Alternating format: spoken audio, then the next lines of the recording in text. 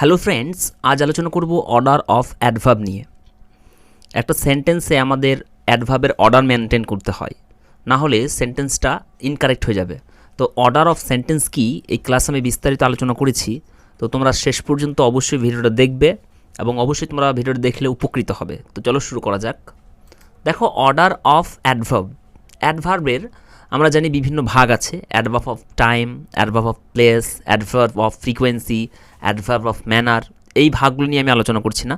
এই ভাগগুলিকে আমরা যদি সেন্টেন্সে আমরা ব্যবহার করি একসঙ্গে, adverb of time, adverb of place যদি চলে আসে একসঙ্গে, তখন আমরা কী হবে সেগুলিকে ব্যবহার করব, সেগুলি কিন্তু আমি আলোচনা করতে যাচ্ছি এই ক্লাসে। দেখো, যদি টু প্লেস অ্যাডভার্বস থাকে, অর্থাৎ একটি সেন্টেন্সে দুটো এমন ওয়ার্ড আছে যে দুটো ওয়ার্ড প্লেসকে ইন্ডিকেট করছে, অর্থাৎ দুটো ওয়ার্ডের দ্বারা কোনো জায়গাকে বোঝাচ্ছে। তো সেক্ষেত্রে দুটো জায়গার মধ্যে যদি একটা জায়গা ছোট জায়গাকে বোঝায়, স্মল প্লেসকে বোঝায়, আর আরেকটা জায়গা বড় জায়গাকে বোঝায়, অর্থাৎ বিগ প্লেসকে বোঝায়। তো প্রথমেই ফার্স্ট আমরা সেন্টেন্সে স্মল প্লেসটাকে আগে লিখব এবং তারপরে বিগ প্লেসটাকে লিখব। তো এক্সাম্পলটি দেখো, তাহলে বুঝতে পারবে। I am leaving at a village in India. আমি ইন্ডিয়ার একটা গ্রামে বাস করি। দেখো, ইন্ডিয়া হচ্ছে একটা বিশাল একটা দেশ এবং একটা গ্রাম সেই তুলনায় ছোট্ট। তো ছোট্ট একটা জায়গা রয়েছে আ ভিলেজ, আর ইন্ডিয়া একটা বড় একটা জায়গা। তো অর্ডার অফ অ্যাডভার্বের নিয়ম অনুযায়ী আমরা প্রথমে ছোট জায়গাটিকে লিখব, তারপরে বড় জায়গাটি লিখব।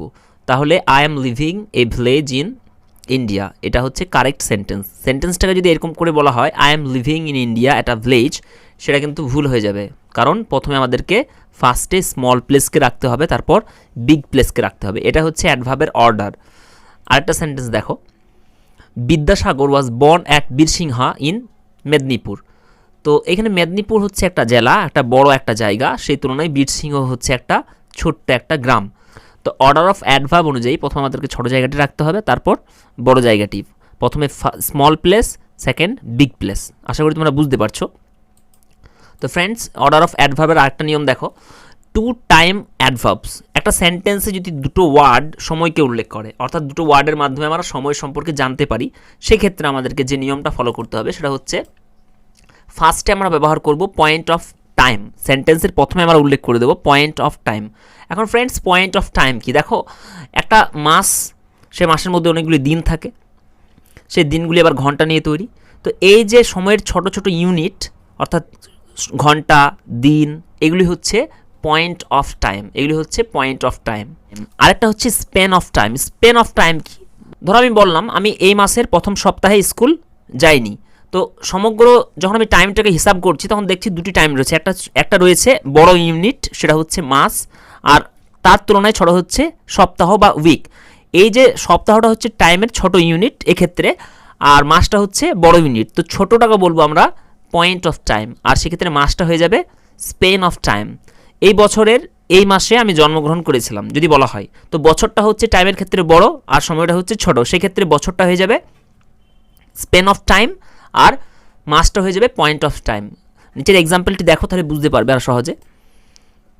হি কেম অন মানডে, সে সোমবার এসেছিল। দিস উইক, এই সপ্তাহে। দেখো, এখানে দুটো ওয়ার্ডের দ্বারা আমরা টাইমকে বুঝতে পারছি। একটা হচ্ছে মানডে, সোমবার, আর হচ্ছে উইক, সপ্তাহ। তো এই দুটো টাইমের মধ্যে বড় হচ্ছে সপ্তাহটা, আর দিনটা হচ্ছে এই সোমবার, মানডে হচ্ছে ছোট। তো আমাদেরকে অর্ডার অফ অ্যাডভার্বে কী রুল ফলো করতে হবে? প্রথমে আমাদের পয়েন্ট অফ টাইমটাকে উল্লেখ করে দিতে হবে, অর্থাৎ যেটা ছোট ইউনিট টাইমের সেটাকে উল্লেখ করতে হবে, এবং পরে আমাদেরকে উল্লেখ করতে হবে স্পেন অফ টাইম, অর্থাৎ যেটা তুলনামূলকভাবে বড় সেটাকে। তো আই কেম অন মানডে, এখানে হচ্ছে একটা দিনের কথা বলা হয়েছে প্রথমে, একটা ছোট্ট টাইমের একটা ইউনিট। তারপর হচ্ছে দিস উইক, এই সপ্তাহের, অর্থাৎ সপ্তাহের তুলনায় দিন ছোট, সেই জন্য আমাদেরকে পয়েন্ট অফ টাইমটাকে প্রথমে উল্লেখ করতে হবে।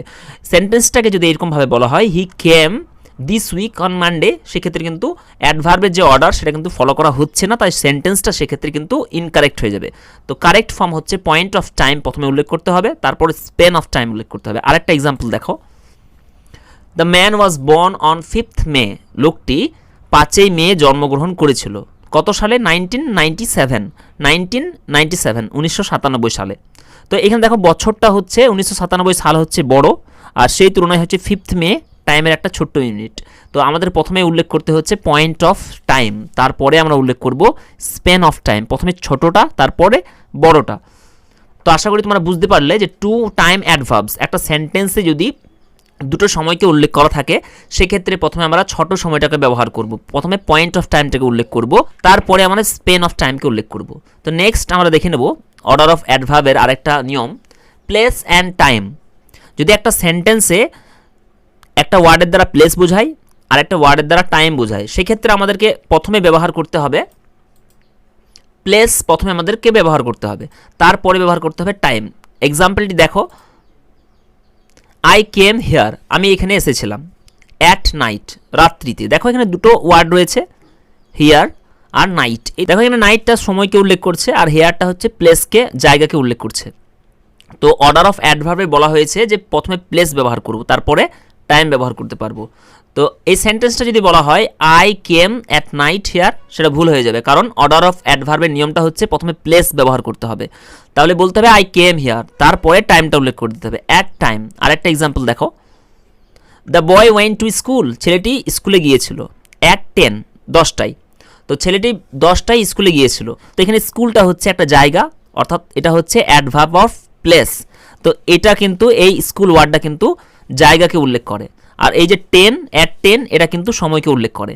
আর নিয়মে কি রয়েছে যে ফার্স্টে প্রথমে আমরা প্লেস ব্যবহার করব, সেকেন্ডে আমরা টাইম ব্যবহার করব। তো এখানে কিন্তু সেটাই ব্যবহার করা হয়েছে।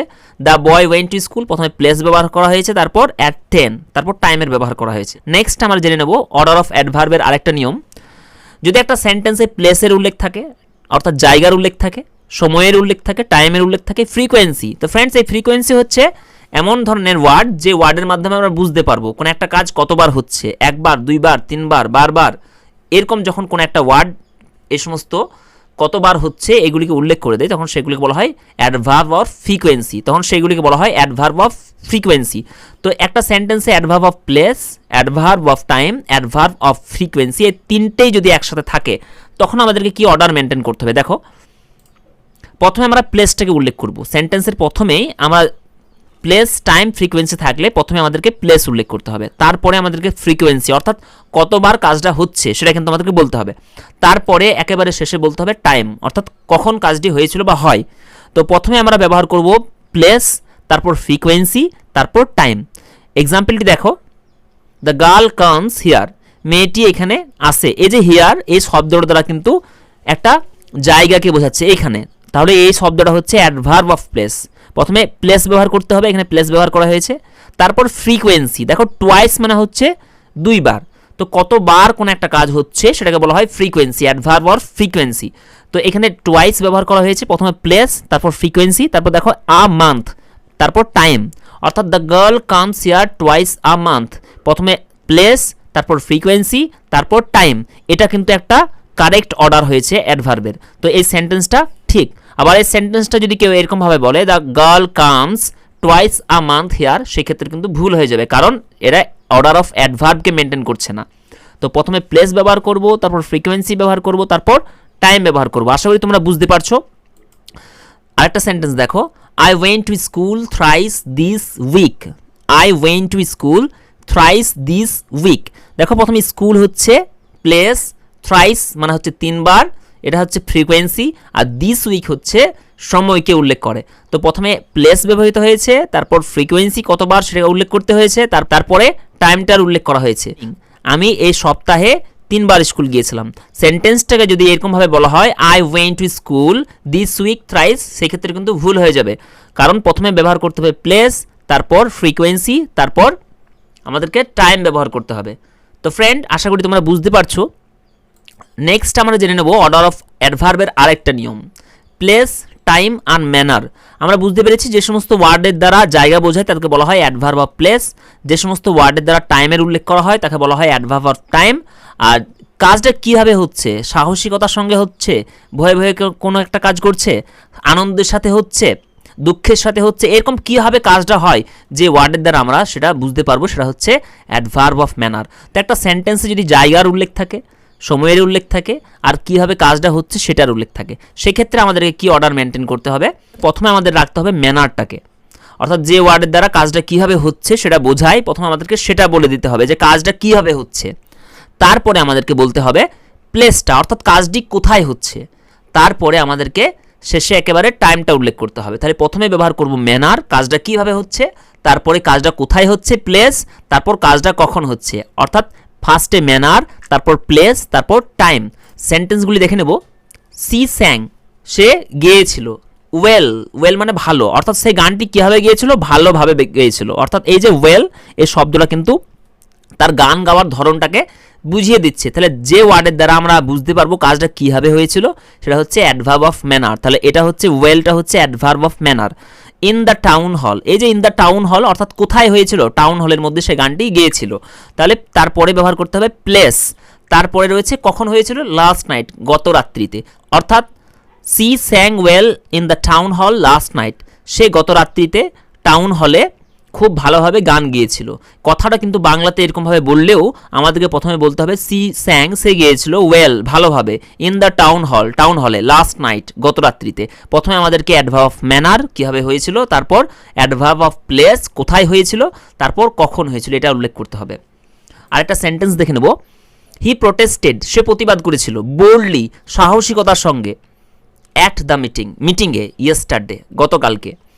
তাহলে প্রথমে আমরা কীভাবে সে প্রতিবাদ করেছিল এটা উল্লেখ করছি, সাহসিকতার সঙ্গে, এটা হচ্ছে বোল্ডলি, এটা হচ্ছে অ্যাডভার্ব অফ ম্যানার। তাহলে আমাদের প্রথমে অ্যাডভার্ব অফ ম্যানার ব্যবহার করতে হবে। তারপর কোথায় হয়েছিল, মিটিংয়ে, অ্যাট দ্য মিটিং, অর্থাৎ প্লেসটাকে এটা উল্লেখ করছে। তারপরে হচ্ছে প্লেস, তারপরে হচ্ছে একেবারে 3 নাম্বার, তারপরে হচ্ছে টাইম, ইয়েস্টারডে গতকালকে। তাহলে প্রথমে হচ্ছে boldly adverb of manner, at the meeting adverb of place, তারপর অ্যাডভার্ব অফ টাইম হচ্ছে ইয়েস্টারডে।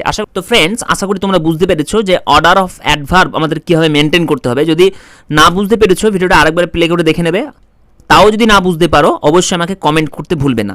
আর ভিডিওটা যদি ভালো লেগে থাকে অবশ্যই একটা লাইক দিয়ে দেবে এবং চ্যানেলটা সাবস্ক্রাইব করতে ভুলবে না পরবর্তী নোটিফিকেশনের জন্য। তো এতক্ষণ পর্যন্ত ধৈর্য সহকারে দেখার জন্য অসংখ্য ধন্যবাদ। Thank you for watching the video.